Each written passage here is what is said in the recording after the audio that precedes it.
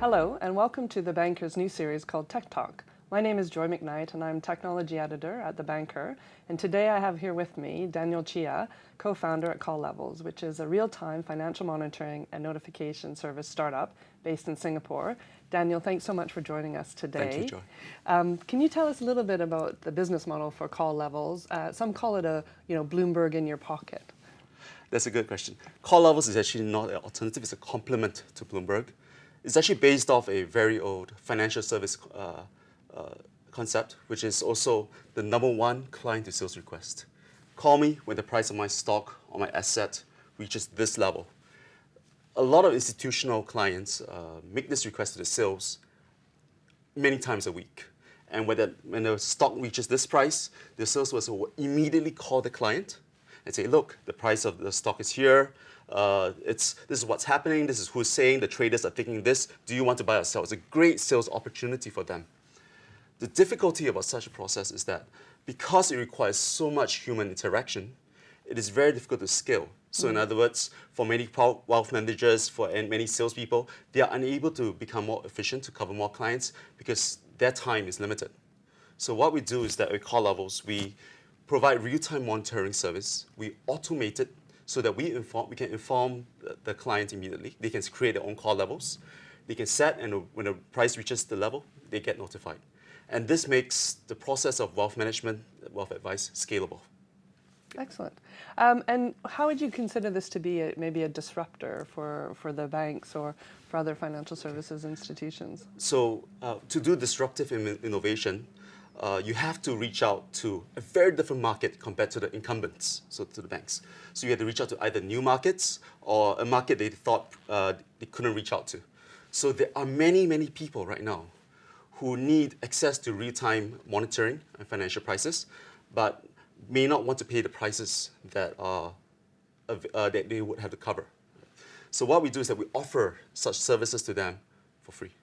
You can't get better than that. We reach out to the long-tail investors so that anyone, whether you are a professional who watches the market, but then you'd have to be off desk, you have to watch a movie, you have to take your kids out, you have to go drive. So you could have something that watches the market so you don't have to.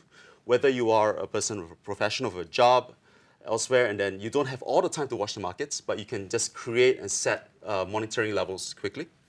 Or you're just someone who wants to go on vacation and just want to know when's the best time to change your currency, we provide that service for you for free.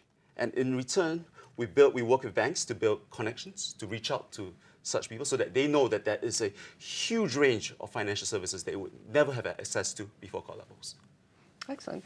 And you've just completed the pre-series A funding round. Yes. What were the challenges involved with that? That's actually a very good question because we actually, when we went out to talk to many different investors, we have spoken to some of the top finance professionals, some very titans of finance, so to speak, and they got talos immediately because they realized it's not just the price monitoring, but it's also essentially the 30 seconds that you have, a salesperson has with his client that really matters.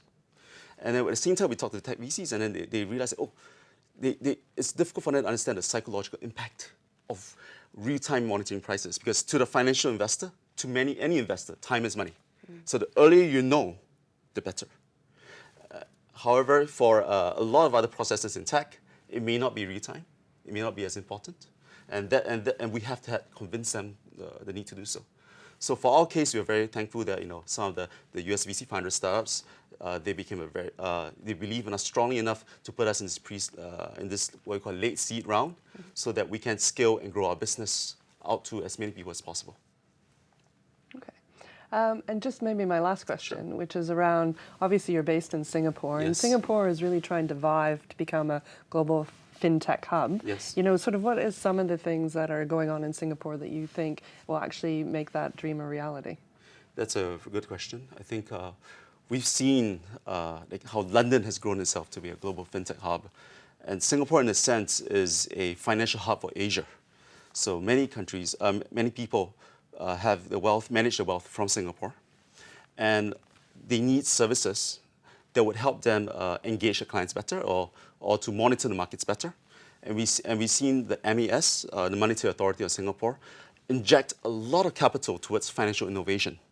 I think I'm putting almost 200 million US dollars to the banks to become financial innovation hubs. So this is just the start. They've also been coming to London a lot, trying to learn from the best. We've been to level 39. We found it's fantastic. The ecosystem is wonderful, and I think Singapore's hopes that, or we hope that in Singapore we will see a similar support for such a fintech ecosystem hub to happen. Excellent. Thank you so much for coming in, Daniel. Thank you, Joy.